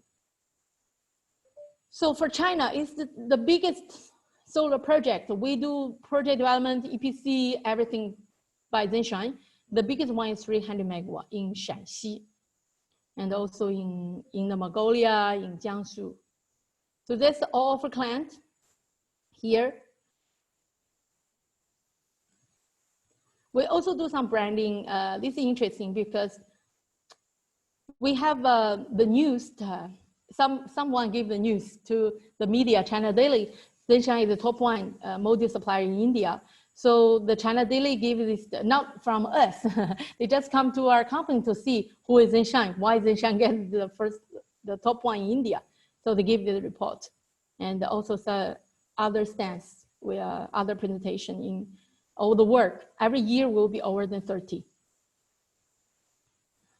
We also donated some stuff, some storage, some small solar system to the poor area in Sichuan province. So that's ZNSHINE Solar. We want to do the right thing and to be fairness and trustful for all of us.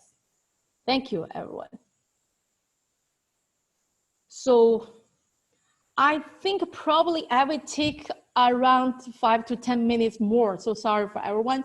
I a little bit extend my presentation. So Karen, could you switch on our speaker's camera? And I want to organize only one question discussion with our guests. It's okay?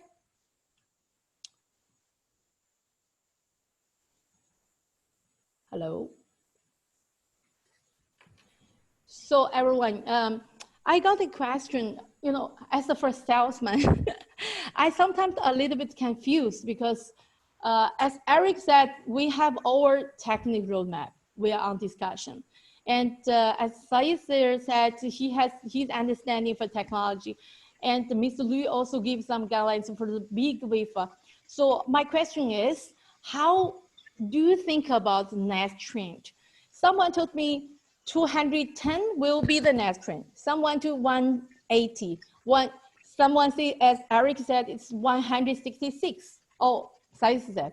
So, and also someone told me, Lily, I believe only 158 or maybe 166 just do bifacial, because bifacial on the back side, maximally they can get 90% of power generation more than the one side. So monofacial. So how do you think about the next trend? Which will be the next popular pattern in the market? Who wants to see first?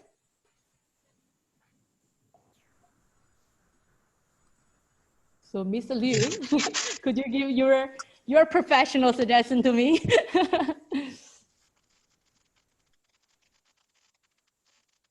Hi, Mr. Liu. Professor Liu. How do you think about this next trend? Will be the large wafer, will be bifacial? I think the bifacial, of course, is a main trend and no problem. And about the large wafer also is very popular now in China industry. And from the beginning of this year, we could find that different manufacturers, they select the different, some is stand in the 166 and some is stand in the 210. And it was, Longi is very strong support about the 166. And from I think the Q1, you can see that China and the rising rise, also they have already got the production from the 210. So until now, we could not to say that very clear about the market, the clear tree about the will be which one. We really think that if more complex about the size, I think it's more waste about the industry, because the facility and the some manufacturer, I think they will falling they confused. So we really think that from the China PV Industry Association, from this year, they will do some I think do some coordinations about from the China industry manufacturer. First, I think the work will be beginning about the standard, about the large scale wafer, and we hope that it can reduce some. I think that some you know, some company. Yeah.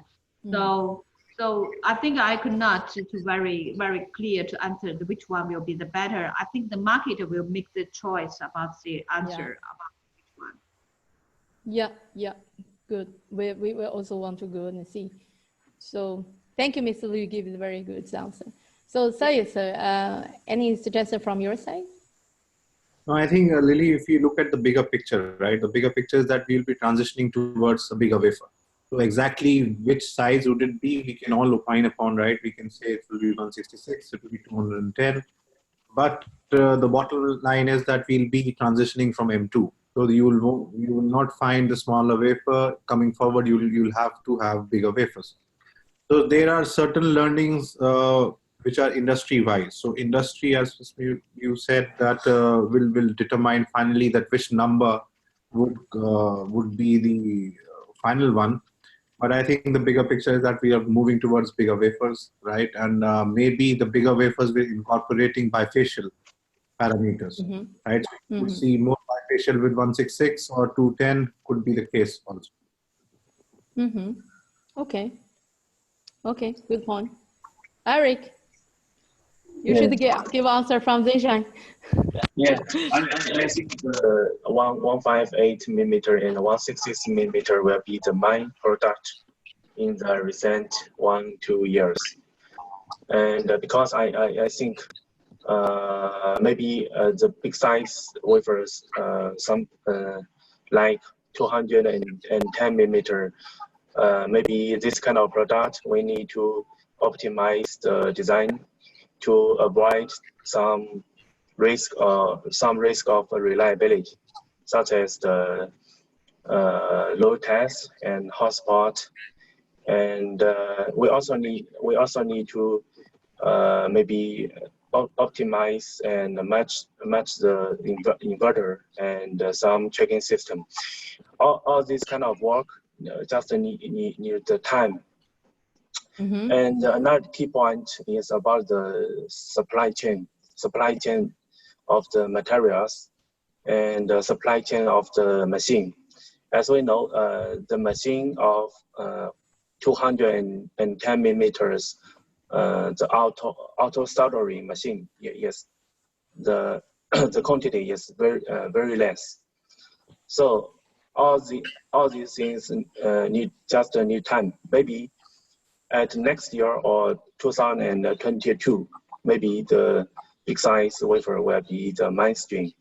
But I think from my side, the 180 or 185 millimeter is the best size. 210 from my side is not the best size. And another point is about the bifacial. I think the bifacial will be mainstream next year because many cells with new technology, such as TOPCon and HJT, this kind of new cells will be bifacial. And actually, the price of bifacial also is the same with monofacial. So I think bifacial will have good cost efficiency. Yeah. Okay. Good. Thank you so much. Thank you so much. Thank you for a good points, input to this discussion. So thank you, everyone. It's really hard to say goodbye to everyone, but I have already delayed 15 minutes. So sorry, everyone. So Karen, could you show off our team members here, including our interpreter? Like our photographer to take photos for all of us for this seminar. Is it okay? Great. We look forward to see that. Yeah. Please open your camera. Very good, Francis. QQ. Zoe. Really good, really good. And Rodrigo? Hi, Rodrigo. Hi, Linda. Harry. So thank you. Thank you so much for our great discussion on this tough situation. By Ms. Lu's report, I got some good news. I think very, very good news for all the Chinese solar companies. And the science share very professional, you know, is a selection criteria for ZNSHINE or all the other module suppliers. So thank you so much. And the TV give the new standard, let us know why we have the top testing now. And also Eric give the presentation of ZNSHINE, different point.